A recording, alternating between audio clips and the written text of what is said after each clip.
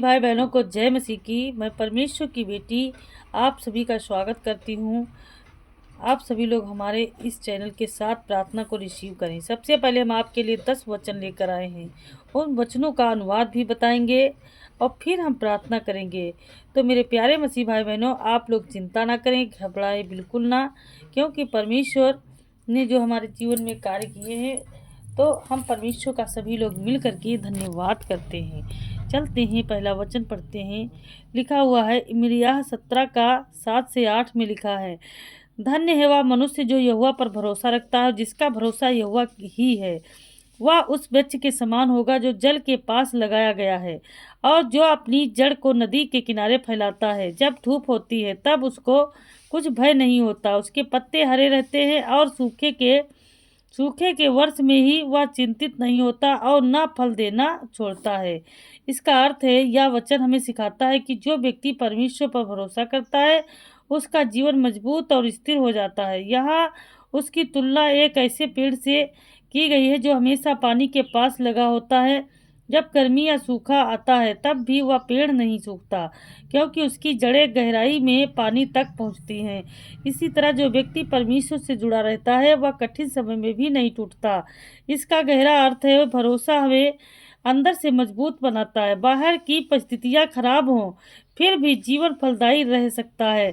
परमेश्वर से जुड़ाव हमें लगातार शक्ति देता है। आज के समय में जब छोटी छोटी परेशानियां लोगों को हिला देती हैं, यह वचन सिखाता है कि अगर जड़ मजबूत विश्वास है तो जीवन कभी सूखा नहीं होगा।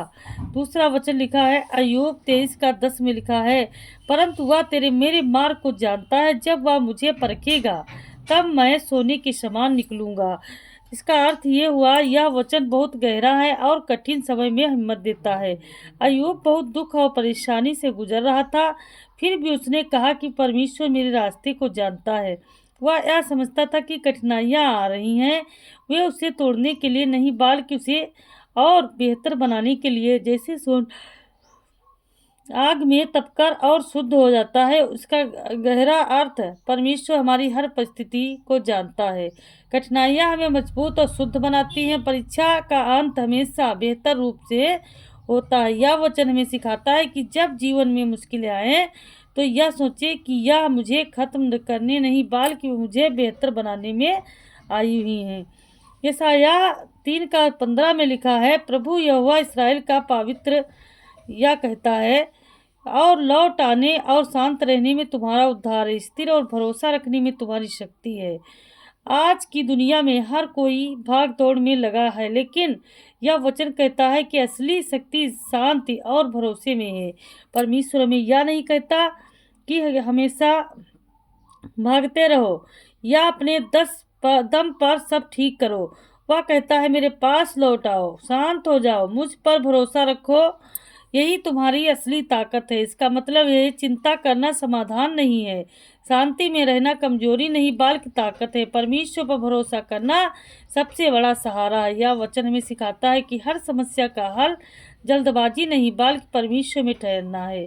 अब चौथा वचन लिखा है भजन संहिता 131 का 2 में लिखा है, निश्चय मैंने अपने मन को शांत और स्थिर किया है। जैसे दूध छुड़ाया हुआ बच्चा अपनी माता के पास रहता है, वैसे ही मेरा मन मेरे भीतर है। और इसका अर्थ यह है, यह वचन एक बहुत ही गहरी तुलना देता है एक छोटे बच्चे की जो अपनी माँ के पास शांत और सुरक्षित रहता है। वैसे ही हमें परमेश्वर के साथ रहना चाहिए, बिना डर बिना चिंता, पूरी शांति के साथ।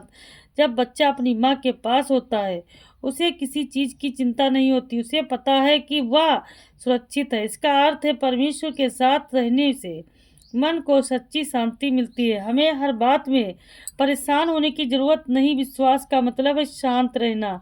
यह वचन खास कर उनके लिए है जो ज्यादा सोचते हैं या चिंता करते हैं। अब पांचवा वचन ये लिखा है कुरिन्थियों 4 का 8 से 9 में लिखा है, हम चारों ओर क्लेश से क्लेश पाते हैं पर कुचले नहीं जाते, हम निराश होते हैं पर हताश नहीं होते, हम सताए तो जाते हैं पर त्यागे नहीं जाते, गिराए तो जाते हैं पर नष्ट नहीं होते। इसका अर्थ है, यह वचन जीवन की सच्चाई बताता है। कठिनाइयाँ आएंगी, लेकिन यह भी बताता है कि परमेश्वर के साथ हम टूटते नहीं है। इसमें 4 बातें कही गई हैं। परेशानी आएगी पर ख़त्म नहीं करेंगे, निराशा आएगी पर पूरी तरह हार नहीं मानेंगे, लोग सताएंगे पर परमेश्वर साथ नहीं छोड़ेगा, गिरेंगे पर नष्ट नहीं होंगे। इसका गहरा संदेश: जीवन में संघर्ष होना सामान्य है, परमेश्वर हमें हर बात उठाता है। हम कमज़ोर हो सकते हैं लेकिन हारेंगे नहीं। यह वचन हमें हिम्मत देता है कि चाहे हालात कितने भी खराब क्यों ना हो, अंत में हम टिके रहेंगे क्योंकि परमेश्वर हमारे साथ है। अब 6ठा वचन पढ़ते हैं। हे मेरे शत्रु पर आनंद मत कर, क्योंकि यदि मैं गिरूं भी उठ खड़ा हो जाऊंगा। जब मैं अंधकार में बैठूं तब तेरे यहोवा मेरे लिए प्रकाश होगा। जिसका अर्थ यह हुआ, यह वचन हमें सिखाता है कि जीवन में गिरना अंत नहीं है। हर इंसान कभी न कभी असफल होता है, गलतियां करता है या दुख में गिर जाता है। लेकिन यहाँ एक विश्वास भरी बात कही गई है, मैं फिर उठूंगा। क्योंकि परमेश्वर हमारा सहारा है। इसका गहरा अर्थ ये हुआ, गिरना कमजोरी नहीं, वही पड़े रहना कमजोरी है। अंधकार मुसीबत में भी परमेश्वर हमारा प्रकाश है। दुश्मन चाहे हंसे लेकिन अंत में हम उठेंगे। यह वचन हमें हिम्मत देता है कि चाहे आप कितनी बार भी गिरे, परमेश्वर आपको फिर उठाएगा। अब 7वां वचन लिखा है संभोपदेशक, लिखा है 1:11-4 में, जो पवन को देखता रहेगा वह कभी बोएगा नहीं, और जो बादलों को देखता रहेगा वह कभी काटेगा नहीं। इसका अर्थ है, यह वचन सिखाता है कि अगर हम हर काम में परफेक्ट समय का इंतजार करते रहेंगे तो हम कभी कुछ शुरू ही नहीं करेंगे। कई लोग सोचते रहते हैं जब सब ठीक होगा तब शुरू करेंगे, लेकिन ऐसा समय कभी नहीं आता। इस डर और ज़्यादा सोच हमें आगे बढ़ने से रोकते हैं। काम शुरू करना है, जरूरी है, चाहे हालात पूरी तरह सही ना हो। सफलता उन्हीं को मिलती है जो कदम उठाते हैं। यह वचन हमें सिखाता है कि सोचते मत रहो, शुरू करो। Hallelujah, hallelujah.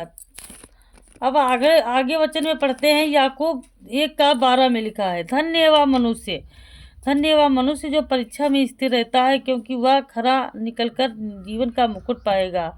इसका वचन प्रभु ने अपने जीवन में रखने वालों को दिया है। अब हम हालेलुया। धन्यवाद यीशु, धन्यवाद यीशु, धन्यवाद यीशु। हे मेरे पवित्र आत्मा जी, आपका धन्यवाद करती हूँ मेरे खुदा।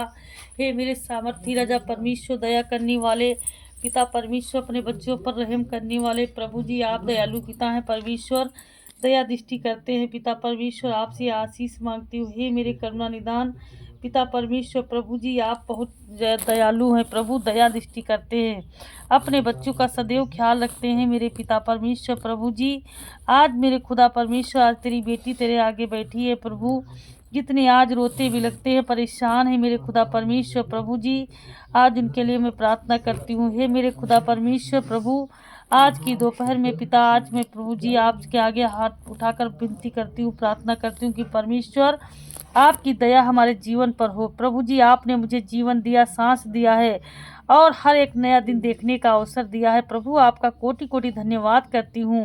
हे पिता परमेश्वर, आज की दोपहर को मैं आपके हाथों में सारे परिवार को बांध देती हूँ पिता प्रभु। आज आप जो भी काम करेंगे परमेश्वर पिता, प्रभु का आशीष होगा। हे मेरे परमेश्वर पिता प्रभु जी, आप दयालु का परमेश्वर, अपने बच्चों पर सदैव रहम करते हैं प्रभु। जितने आज यहाँ पर बैठे हैं परमेश्वर, चिंता में है, परेशान है, दुख में है, पीड़ा में है प्रभु, आज इनके सारे दुखों को दूर कर दीजिए प्रभु जी, दया कीजिए, दया कीजिए। हे पिता परमेश्वर, हमारे घरों में शांति दीजिए पिता परमेश्वर, शांति का मन न बरसाइए। हे मेरे सामर्थी राजा परमेश्वर, आप कितने महान हैं प्रभु। हे प्रभु, हमारे देश और हमारे शहर और सभी लोगों के लिए मैं प्रार्थना करती हूँ परमेश्वर, जितने हमारे लिए पिता परमेश्वर है प्रभु, सभी के जीवन में चंगाई आए यीशु मसीह के नाम से। आज मेरे पिता परमेश्वर हमें पूरे दिन पाप से बचाया और आगे भी बचाना मेरे खुदा परमेश्वर। प्रभु जी आपका मैं धन्यवाद करती हूँ। Hallelujah hallelujah hallelujah hallelujah hallelujah. मुझे विश्वास है कि परमेश्वर आपने हमारी प्रार्थना को सुना है और स्वीकार किया है। मैं पूरे विश्वास के साथ कहती हूँ कि परमेश्वर आपने मेरी प्रार्थना सुनी है और आशीष दिया है। हालेलुया। धन्यवाद यीशु, धन्यवाद यीशु, धन्यवाद यीशु, धन्यवाद यीशु, धन्यवाद यीशु। आमीन आमीन आमीन।